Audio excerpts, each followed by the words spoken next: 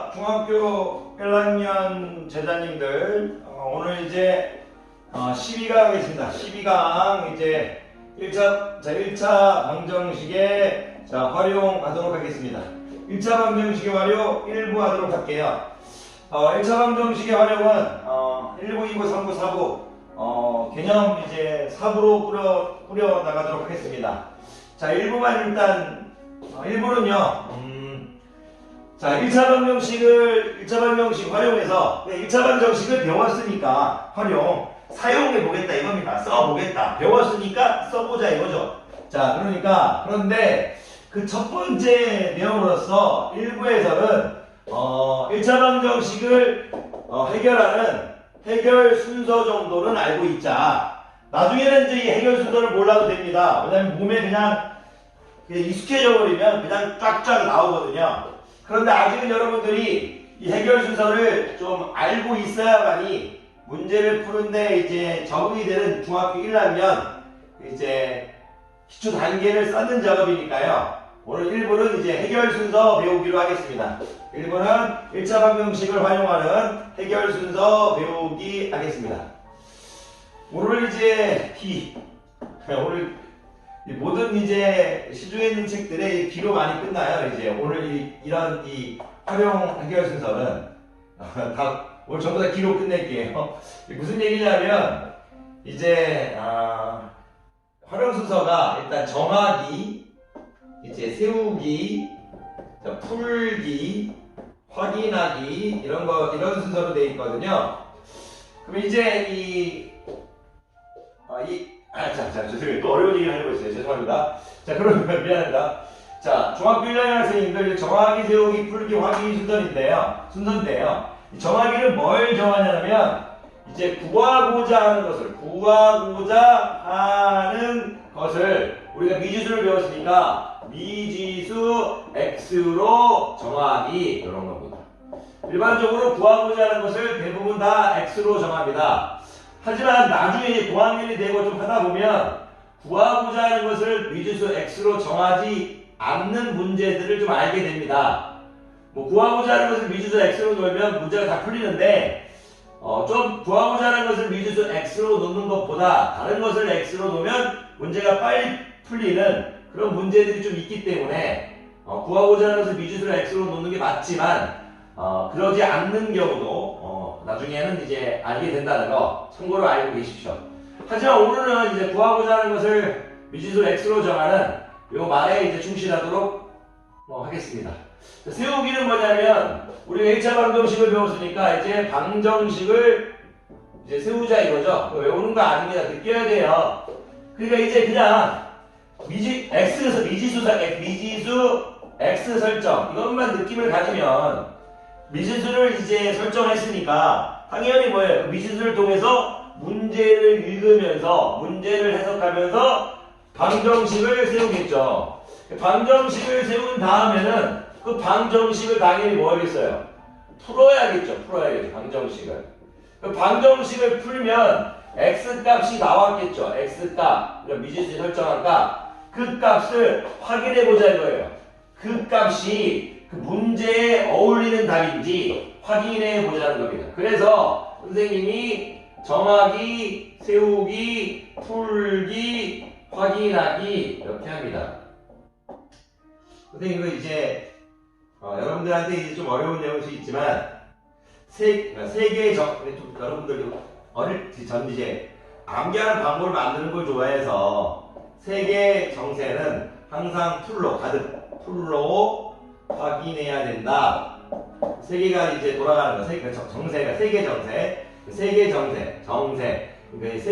돌아가는 이제 모양. 이제 세계 정세라고 할게요. 정세. 네, 세계 정세는 선생님 풀로 확인해야 된다. 이렇게 옛날에 이제 애들하고 외우라고 했었는데, 여러분들 굳이 그렇게 외우지 않아도 괜찮을 것 같습니다. 자, 어쨌든 이제 정세를 풀 확인해야 세계가 어떻게 돌아가는지 알아야 우리가 이제 우크라이나처럼 이제 억울한 일을 안 당하겠죠. 빨리 전쟁이 빨리 끝나기 바랍니다. 죄송해요. 갑자기 수업하고 상관없는 얘기해서 죄송하고요. 어쨌든 이제 문제를 한번 이제 풀어보도록 하겠습니다. 자, 그럼 제가 한 2문제 정도만 이제 풀어드릴게요. 여러분들이 갖고 있는 기본 교재. 자, 교재에 없는 내용이라도 여러분들이 이제 푸는데 크게 지장이, 교재가 없더라도 크게 지장이 없으니까. 자, 볼게요. 문제를 보니까 이제 올해 준하의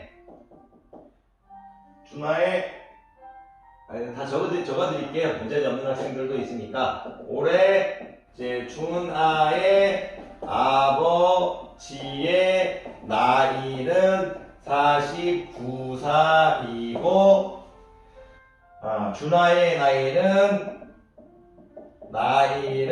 13살이다. 이렇게 돼 있네요. 일단 여러분들이 이 문제를 읽으면서 이제 포인트를 잡아야 되는 게 올해죠. 올해. 지금 현재 준하의 아버지와 지금 현재의 나이를 얘기하고 있어요. 나는 13살, 아버지는 49살입니다. 그런데 아버지의 나이가 준하의 나이가 3배가 된대요. 아버지의 나이가 준하의 나이의 3배가 되지 않죠. 무슨 얘기냐면 3배가 되는 것은, 자, 아버지의 나이가 준하의 나이의 3배가 되는 순간이 온대요. 되는 뭐라고 그러네. 되는 것은 몇 년 후인가 이렇게 돼 있네. 되는 것은 몇 년 후인가 이렇게 돼 있어요. 중요한 건 뭐냐면요, 요 문장이 몇 년 후, 미래에 대해서 물어보고 있는 미래. 우리가 몇 년인지 모르니까 X년 후라고 설정하자고요. 그럼 이렇게 생각해보세요. 이거 별로 쉬운 형태인데, 1차 방정식을 활용해서 나이에 관한 문제가 나오면 이런 느낌이에요. 너의 현재 나이가 몇 살이냐? 물어보면 준하 몇 살이세요? 읽어보세요. 그냥 13살. 아버지 나이 몇 살이세요? 49살. 이렇게 되겠죠? 애들이. 근데 무슨 얘기예요? 13살하고 49살이 왜 똑같아요? 이 얘기가 아니고, 그냥 어쨌든 나이 이퀄 나이로 식을 세운다는 얘기예요. 나이 이퀄 나이. 근데 이 나이와 이 나이가 어떻게 해서 같아질 수 있느냐, 그런 내용이 주어질 거라고요. 그러니까 무슨 얘기냐면, 저는 문제를 봤는데 일단 우리가 정합시다. 미지수를 정할게요. X명으로 정했죠. 그런데 정했으니까 이제 세울게요. 식을 세웁시다. 식을 세울 건데, 준하의 나이가 13살인데 아버지 나이가 이제 49살인데 X년 후에는 둘 다 똑같이 아버님하고 준하하고 똑같이 X살을 더 먹겠죠. 그런데 이 49 플러스 X라는 아버지의 나이가 그 미래의 시점에 아들의 나이의 3배가 된다, 이 뜻입니다. 그러니까 지금은 미래의 나이 13 플러스 X는 준하의 이제 미래의 나이죠. 49 플러스 X는 아버지의 미래의 나이죠. 미래의 나이죠. 몇 년 후니까 미래의 나이로 이제 문제를 해결하게 되네요. 그러면 요걸 이제 풀어주면 되네요. 자, 볼게요. 요거는 이제 49 플러스 X고요. 39 플러스 3X네요. 그럼 여기로 가면요, 10은 2X네요. X는 5년 후입니다. 자, 미지수를 정했고, 방정식을 세웠고, 방정식을 풀었고, 자, 풀기죠. 그럼 답이 5가 나왔대요. 확인해 봅시다. 확인한다는 건 어떤 뜻이냐면, 여기서 확인하는 얘기가 아니에요. 이 바로 처음에 식을 세웠던 여기서 확인하는 거지. 5를 집어넣으면 13 플러스 X 되겠죠? 나이가 지금 18이죠. 18. 5를 집어넣으면 54살이죠. 문제의 뜻에 맞는지 확인해 보라고요.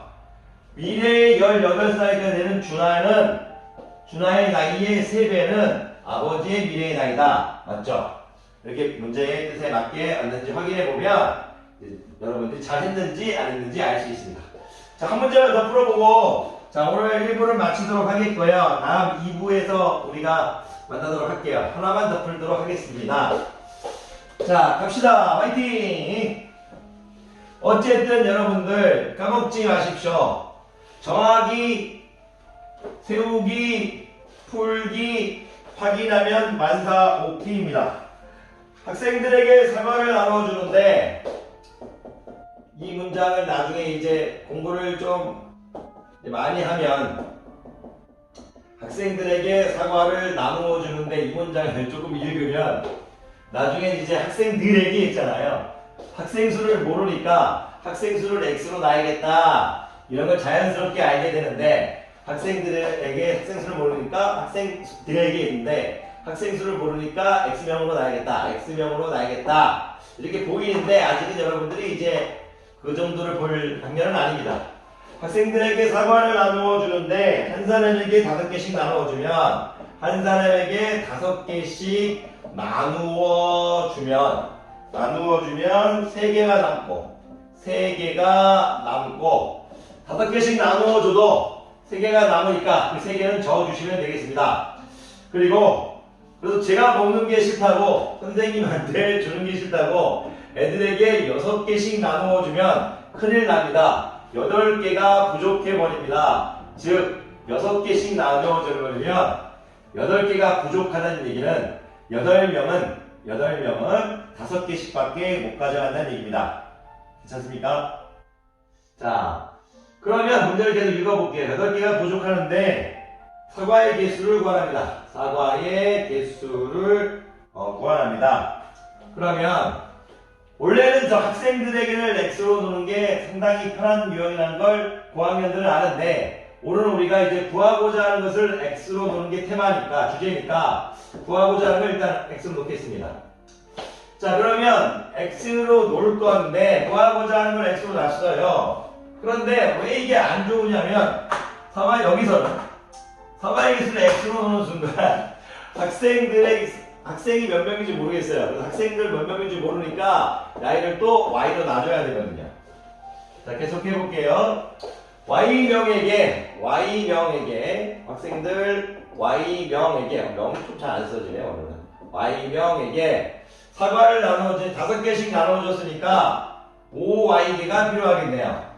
5y개의 사과가 필요하겠는데 3개가 남다고 했으니까 5y 플러스 3이 총 사과의 개수겠네요. 사과의 개수. 즉 x란 얘기죠. x. 이렇게. 6개씩 나누면 8개가 부족하니까 6개씩 줬더니 8개가 부족하니까 부족하다는 건 모자라다는 뜻이잖아요. 그게 바로 사과의 개수랍니다. 무슨 얘기냐면 5y 플러스 3도 사과의 개수 6y 마이너스 8도 사과의 개수니까 사과의 개수는 똑같은 거잖아요. 5명에게 나눠주든 6명에게 나눠주든 우리가 가지고 있는 사과의 개수는 똑같은 거니까 y들이 같다 이거죠. y를 풀면 y는 일로 오면 11 되겠습니다. 11. 즉 학생 수가 11명이랍니다. 11명. 이제 문제를 한번 읽어볼게요. 11명이면 여기 대입하면 55 더하기 3이니까 58. 사과의 개수는 58입니다. 사과의 개수는 58이래요. 확인해볼까요? 문제 뜻에 맞는지.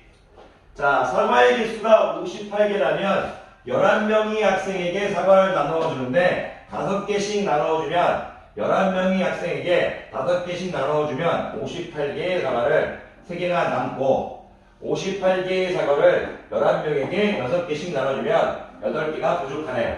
맞았습니다. 그런데 제자님들 제가 드리고 싶은 말씀은 저는 수업의 어떤 흐름을 맞추기 위해서 이렇게 문자를 2개 썼지만요. 중학교 1학년 때는 문자를 하나 쓰는 게 여러분들이 이제 해야 되는 어떤 교육 과정입니다. 왜냐하면 여러분들이 이제 미지수가 1개인 1차 방정식을 배우는 게 중학교 1학년이고 미지수가 2개인 이제 1차 방정식은 중2에서 깊이 다루니까요. 깊이까지는 아니고 어느 정도 교육 과정상 좀 많이 다루니까요. 그러니까 이제 여러분들이 제가 사과의 개수는 일단 나중에 얘기하겠고요. 학생들을 x로 놨다면 좀 편합니다.